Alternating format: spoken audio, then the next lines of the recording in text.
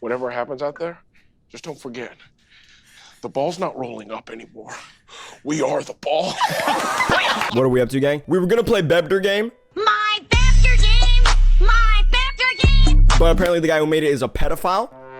So now we're playing Katamari Damacy. We love Katamari Reroll, which is one of the greatest games ever made. I don't know, I haven't played it, but I played the first one. I had 3 minutes. Oh shit. Yeah, okay, this game moves quick. It's 9-9 today. He knows the date. Today is 9-9. Wait, someone play this game in 2 days and then get a screenshot. It'll be lit. Play Silk Song. I haven't even played the first Hollow Knight. So that's a whole other discussion. I've heard it's great. I've heard it's good, but I always see people replaying it before the new one came out. And I was thinking, surely that game has to be fucking just thousands of hours of content. And I don't know how efficient that can be for me, you know? And if I'm streaming it, I would have to be so focused on the game. I want to give it a chance because I would love to play Silk Song. Because how long has that game been teased for? Since damn near forever, right? So the fact that it's finally out, it feels weird as someone who isn't a fan of the games at all, but I saw it was fucking trending, dude. I saw people that don't even know video games like that, like Venus Darlene tweeting about Silk Song being like, Silk Song is trending, and I thought it was about Bruno Mars. And I was like, the reach is that big right now. And I wanted to be in the bubble, but I just don't know if I have the patience to play that damn game, dude. Bundles, man. There's so many games I want to play, dude. Like, I feel like I'm really not about this gaming shit. People be gamers, bro. Like, they know everything. They have gone through full games. They review games. I low-key just be playing shit. Like, I don't even be experienced in video games. I just be playing them. If I gave you my top 10 games of all time, I don't know if it would... I'm like a casual gamer. I feel like with Letterboxd, you know how there's some movies where, okay, this person's a true cinephile. They really do watch movies, and it's, the Pulp Fiction, it's always black and white movies. 12 Angry Men. I don't know if people like that movie, but I feel like if I gave my top 4 video games, it just doesn't even reflect a true gamer. Like, I think there's better games out there. I just don't be playing them. And I want to play more, but I don't know. I feel like when it comes to the perspective of playing things and watching movies, I always have the perspective of there's so many movies I have to watch before I die. There's so many games I gotta play before I die, but I just can't imagine spending all that time on them, which is stupid because I'm like, oh, that's a waste of time. That's gonna take too long. I think I've really rotted my brain into believing that spending time on things that don't exactly benefit me in a financial way or in a working way aren't worth my time. And that's kind of fucked up because that's not true. You know what I mean? You gotta have the ability to spend time doing things that you enjoy, because then that shit's just kind of like worthless. Nothing's a waste if you enjoy it for real. That's what I'm saying, bro. I feel like if you enjoy the time you're spending, then it's gotta be worth it.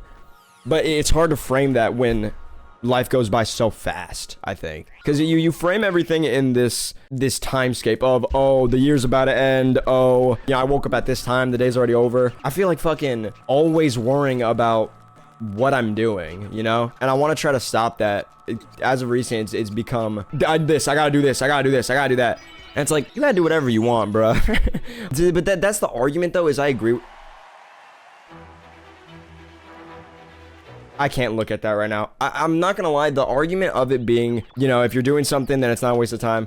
But I also feel like there's ways that you should be spending your time. I think you should be spending your time doing things you enjoy, as long as they're healthy for you, which isn't to say, oh, then you shouldn't play video games because that's gonna rot your brain. But I mean things like, you know, I enjoy scrolling reels like a lot. I enjoy doing that a lot. Now, while that does make me happy, I don't think it gives a response to my brain that is actually me enjoying it. You know what I mean? I think that's just dopamine rushing in my brain at miles an hour, and I'm not actually enjoying it. There's got to be a way to spend that time better. But I feel like video games, that's valid, because this shit is, dude, it's expression. It's kind of like watching a movie. People make this stuff and they want to know fish. They want to know, what do you like about it? What do you love? Stimulation versus real enjoyment. That's a good way to put it. Instead of stimulating your brain, you gotta exercise it with things you like. I think the dopamine, that plays into why I'm kind of scared to, that's why I'm scared to do, like, listen to music, like new music that I don't know is gonna be good. Because I think with reels, you're guaranteed that dopamine. You're guaranteed that fix of pleasuring your brain with dopamine. With new music or with a game you've never played, you might not like it. You might have to sit through a game that you don't like. I just got, you bitch! Let me go! Thank you. Wow, he's reeled in. He knows what we're talking about, and he knew the date. This game might be made by feds. I think if you're gonna do something with your day, it is worth your time as long as you're attentive for it. If you're doing something just to make time pass by, this is pissing me off. If you're doing something to make time pass by, I don't think it's worth your time. Like, you shouldn't just be trying to make time pass. Because look where we're at. Rolling down in the deep. My tongue is blue. Sorry. You know, the nerd out shit that one dude was talking about, I forget his name, but he makes awesome videos. The nerd out stuff is kind of real, bro. And I do like the meme it became about where people were just putting like, oh, I need a nerd out, and they're putting Chick-fil-A on their shins. That was funny. But ultimately, that's some people, that's how they express themselves. That's some people. Sharing your interests should not be about what it is specifically because of how cool it is. Like, yeah, I really like underground music and jazz. And they're like, wow, that's so cool.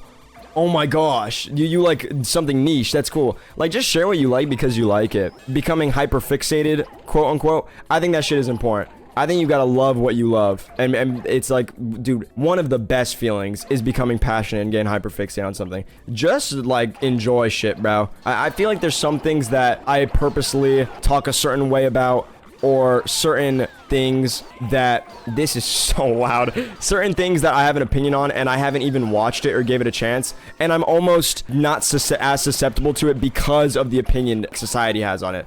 Like, an interesting thing that happened that made me feel this way, realizing, oh man, I'm enjoying something that's not usually garnered in a high way, that's not really praised often, that's more often made fun of, was I was at my homie's house and the Amazing Digital Circus got in the recommended, and I just thought, I've never even watched this shit. Do you think it actually like sucks? It's made by the SMG4 people. They're like, oh, what, like, do you think it actually sucks? And I was watching it. It wasn't terrible. Like, I was posing it as if it was this awful, terrible show. Digital Circus's peak. Like, it might be, because I watched it and I didn't hate it. I didn't hate it. I definitely wasn't, you know, going crazy over it. I wasn't like, this shit is the most gas thing I've ever watched, which is fine. It wasn't the shit show that people kind of explain it to be. I thought it was brain rot, but it's genuinely good. That's what I'm saying, bro. That's genuinely, like, I watched it and I was like, okay, it's got amazing animation. The timing on it's not that bad. It's not that bad. And it made me realize, I feel like we often allow the perception of other people to build immediately the way we should think about something. I realized a lot of people gas up a certain thing, a lot of people hate a certain thing. You just gotta like what you like. I hate people that judge people simply for the things they enjoy, or obviously only if it's not harming someone. Oh yeah, okay, yeah, obviously, yeah. But yeah, that's true. I feel like I've been a hater for things just because it's fun to hate. It is so. We are in, I think, the most hateful time of the world, except for maybe way ago when Genghis Khan was alive. That motherfucker hated people. He was a murderer. But I feel like we're in a time where hate is so... People are obsessed with hate, dude. People love that shit. People love the bandwagon on, like, just hating shit. That's why I surround myself with other creative and open-minded people, because you actually experience life that way. True. I think definitely... It's the circle that you surround yourself in. If you're around super negative people, it's good to try to pivot. Try to be a light, bro. Just try to be like happy in those spaces, because dude, people love it, man. And you know, I would be such a hypocrite if I was like, and I'm just a bundle of joy. I've never hated nothing. Like, I get it. I literally, the Amazing Digital Circus thing I was talking about, it's fun to just shit on things and be like, oh, freaking brain rot baby show, fuck you if you like that. Like, it's fun, but it's so unreasonable. There's no sense behind it, I feel, when shit like that happens.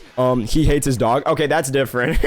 People don't really, to be honest, I feel like being on the internet and being an internet personality has, it's kind of coming back to it, which I'm glad about, expressing yourself. But before, it was just kind of the way you put yourself. It's about having this persona and being this person, like, oh, I'm this funny guy, I'm this it. Like, I feel like a lot of it isn't stupid authentic, and I think that's become a problem with it just becoming so monetized. When people started being able to make money on YouTube, and you could have a career and you could just be wealthy from playing video games or doing whatever the hell, that's when it got really twisted, because then that kind of became the reason people do YouTube and stuff, which I get. It's easy. No disrespect to people who do that, because I get it. Like, that makes sense. I think it sucks for people who get it mixed up, where they're like, oh yeah, I do this for the passion, I just like making videos, I just do it for fun, but then expect those results and are like, dude, this video, like, oh, my analytics, this shit, like, you gotta be one foot in, one foot out kind of thing. I get being recognized for the art you make, but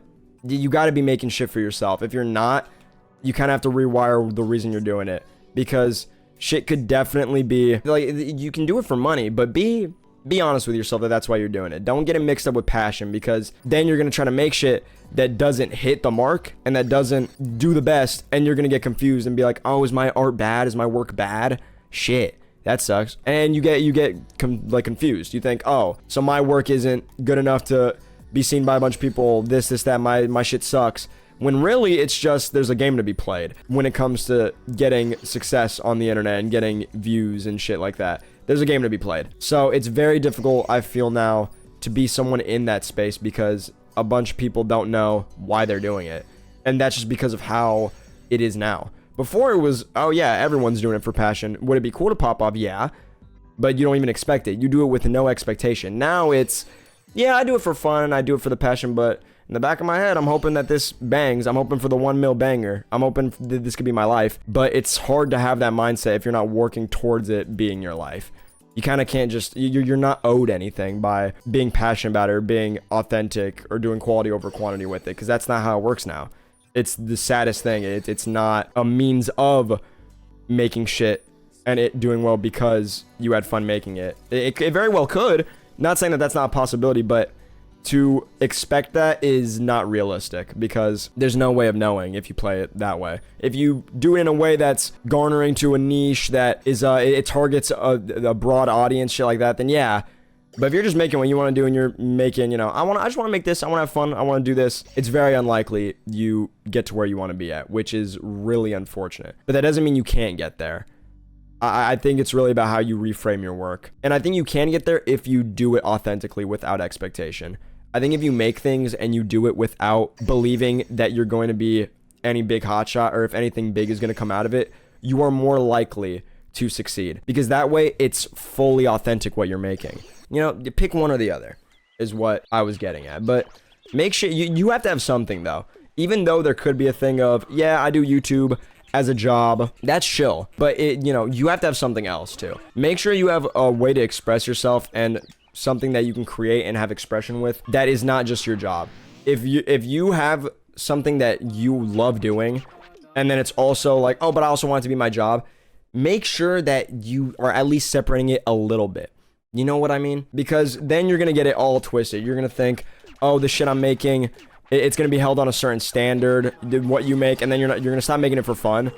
Like, you won't just make it shitty just because you can. There's so many overlapping noise, and this game is overstimulating as hell, dude. That space level was the first time I was able to focus at all, because it was just vacant and dark. Because even then, I think if you saw success from what you were making, that's in your passion, hell yeah. But don't get it twisted like, okay, well now I gotta capitalize off it.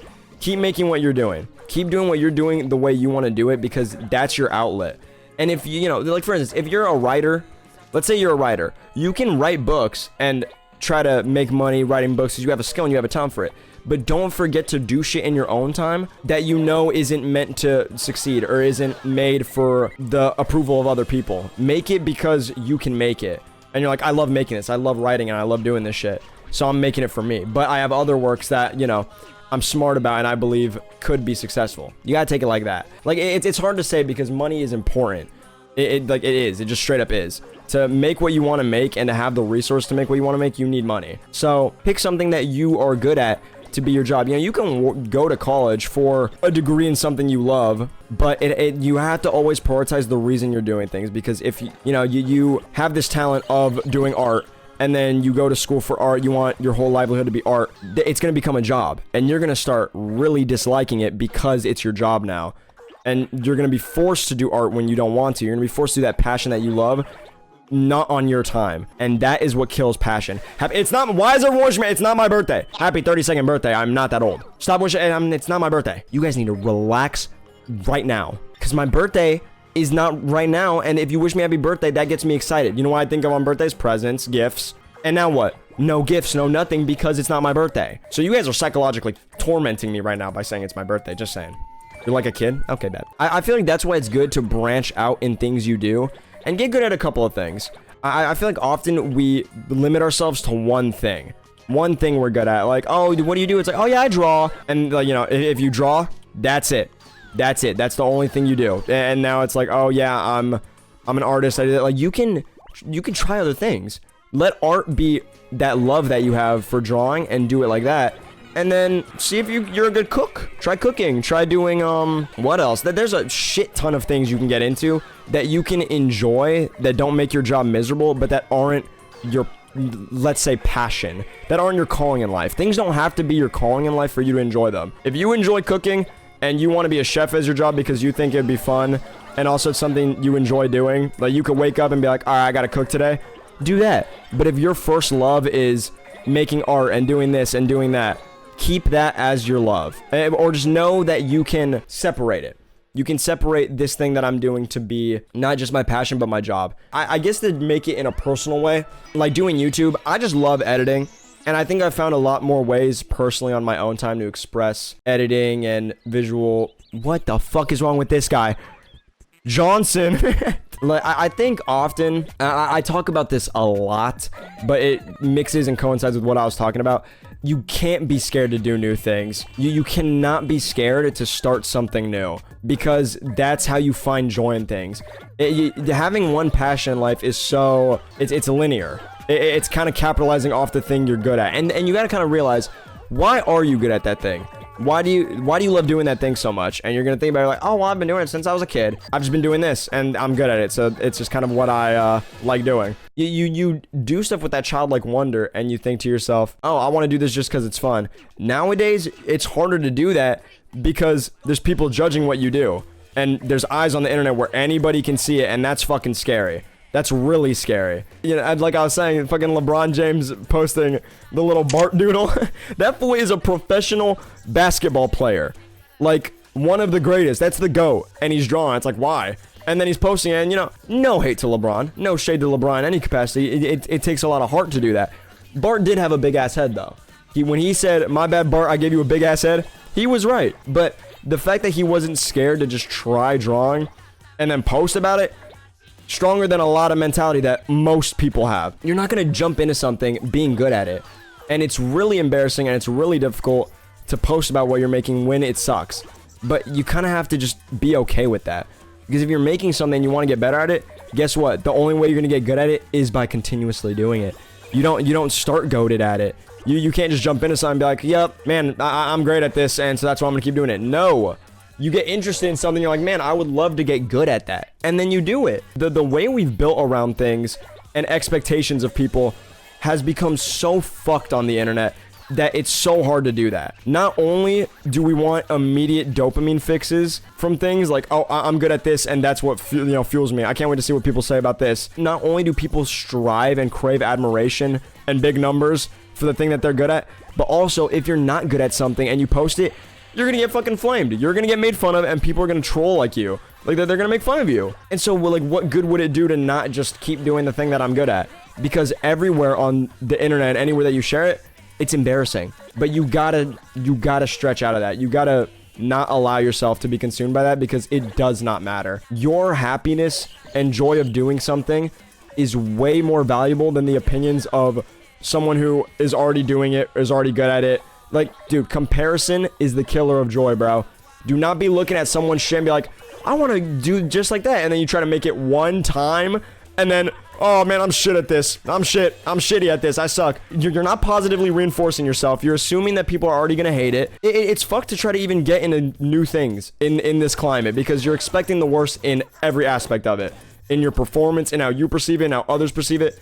Dude, just make it. If you want to start making music, but you don't know how to use FL Studio, oh, that shit is so scary. Oh, this is a foreign language to me, bruh. Yeah, what, you want to learn Spanish, but you want to already know how to speak to the fucking locals. Girl, learn. Look up, where am I going? Stop! This person's fucking me, dude. Thank you. I'm not even gonna pay attention to that guy. It's a blessing and a curse having this big internet and having access to all this, because on the offhand, so many people perceiving it, so many people seeing it, people being so good at it, and then you compare yourself and, oh, this, and that, and how good other people are already at it, so you feel like your contribution to it isn't worth it. But on the other hand, you have access to literally thousands of videos, thousands of tutorials, thousands of examples of shit that you would like to make. You can look up anything on the internet And you can learn how to do it. You could damn near make any meal. This is getting really bad. I'm getting really distracted. I have 10 seconds to get the... Oh, shit. Okay, I'm gonna just do this. Please, get something. Get something. Oh, no. Oh, no. I did it! With 3 seconds to spare. I should have done that way better, but I was kind of locked up. And I feel like, I'm yelling at y'all just because I'm saying all this like I practice what I preach. I get scared to do shit all the time. I did not expect that at all. Like, I don't think anybody is hating on trans people or gay people or anything like that because of that's what I believe in. Can't help it. It's so obviously rooted in hate. It's so obviously rooted in just it being a taboo thing and making people uncomfortable. Because it's like, oh, you want to switch it? Who would do that? Me, someone who is straight and doesn't want to change my gender. How could you do that? I don't get it. I don't get it as someone who doesn't want to do that. Yeah, like, obviously, dude. God and hate in the same sense is crazy. I will never understand people who identify as Christian who still find reasons to hate innocent people. Literally. The word, bro. It's rooted in love. People have construed it in ways to allow themselves to hate people, which is insanity, bro. Nowhere, the Bible doesn't contradict itself. There's nowhere it says to be hating people. You cannot agree with it. You can feel however the hell you please about it. But once you get to the point of harassing people about it, and then on top of that, pretending like there is a reason, like a good reason to do that, you're out of your mind. There is no reason in the world to hate anybody. Orange juice or apple juice? Now that is a good question. I'm not gonna lie. OJ till I die. Well, let me not say OJ. Orange juice till I die. Orange juice is so good. Good vitamin. I would argue that factually, that's better than apple juice. Amen. Like, right? Vitamin C, it's got good things in it. It tastes delicious, bro. Are you joking? Orange juice is delicious. Apple juice, it's more of a treat. I don't think I've ever had an apple juice that isn't sugary as shit. That's a treat. But orange juice, that shit's actually just good for you. And dude, paired with some certain foods, oh my gosh, orange juice and bacon. Perfect breakfast, dude. And now tell me a W pairing with a apple juice. Fucking pastry. Exactly! Because it's a sweet treat. I don't know, something like a sweetbread. Yeah, because it's a sweet treat. It's not good for you. Maybe, I don't know if it is. Is there facts behind that? Could I get like a fact check? I feel like orange juice is just better for you. I was gonna say ketchup or mustard. I'm not gonna lie, bro. I know I'm in the minority and I don't really have a good reason. I like mustard more than ketchup. Kendrick Lamar. I like mustard more. Mustard on hot dog. Oh, like, mustard is just fragrant as shit, but I like that. I like that. I like how strong that shit is. You know what I mean? And it's always reliable. It's never done me dirty. It's just good. It's strong, but it pops the flavor out of a meal. Mustard hater for life. I get it. I'm not gonna fault y'all. It's weird. It's weird, but I love it. I love it for being weird. It's delicious to me. No, I like ketchup more, but I'm also a passion mustard lover, especially Dijon mustard. I used to be a Dijon specifically mustard fiend. I ate too much of it. I think one of the worst things in the world is eating too much of a snack or something you like, and it just starts to taste so bad. Dijon mustard, every time I have it now, it tastes like a fart, bro. It actually tastes so bad and smells so bad. But that's just because I would put it on damn near everything. It's just too much now. You know what else that happened with, dude? Extra cheddar goldfish. Oh my gosh, extra cheddar goldfish was the fucking bomb. That is like one of the greatest treats ever. I was horking about at least 3 bags every week. No daddy, no exaggeration. Now, I can't stand that shit. It tastes so bad. You know what's a food that I wouldn't eat a lot of and I really don't like? Raising Cane's, bro. Okay, so you're just fucking lying now. Oh my bitch! Try to eat Raising Cane's without any sauce.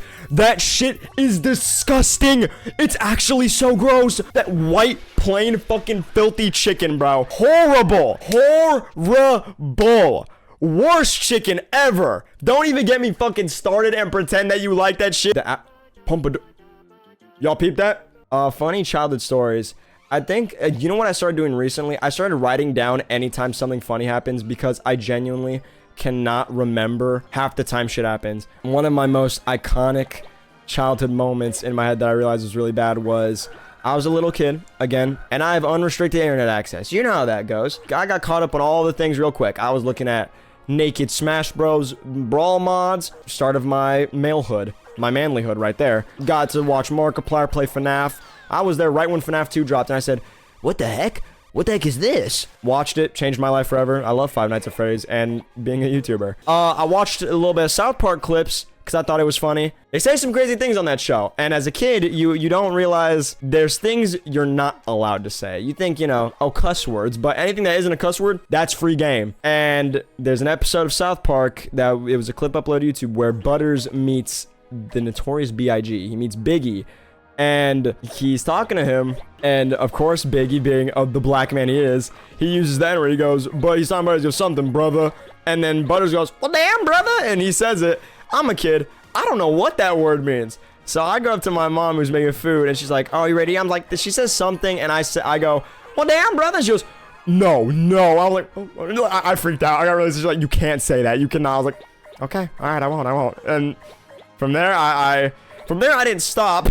See, I can't even imagine the people who are still ripping that shit. Like, I miss old iDubbbz. Like, I will say this. iDubbbz had an insane fall off, not because his wife does OnlyFans, and not because he's a cuck, and not because he doesn't say the N-word anymore. He makes videos that suck. His videos are boring and they suck. That's why he fell off. Like, I would much rather be in the society and, like, the internet I'm in now than fucking be, like, it was brainless. It was brainless being in that era, because it was just... oh, cringe, cancer, Leafy, iDubbbz, Filthy Frank. Like, it was fun. It was definitely fun, but for that to be my whole life? Nah, bruh. Nah, I'm good off that. And then what I was saying was, I think the greatest thing to ever happen on Instagram, actually on Twitter, kind of where it started, is the just revival of YouTube poop shit, bro. When I saw people, it just in my day-to-day saying Pingus, oh my gosh, dog, you have no idea how happy I was. I was on cloud fucking 9, dog. That's just shit that was in my vocabulary and in my day-to-day. So it felt so good to not feel so stupid anymore and be like, y'all know what that is? Hashtag swouse.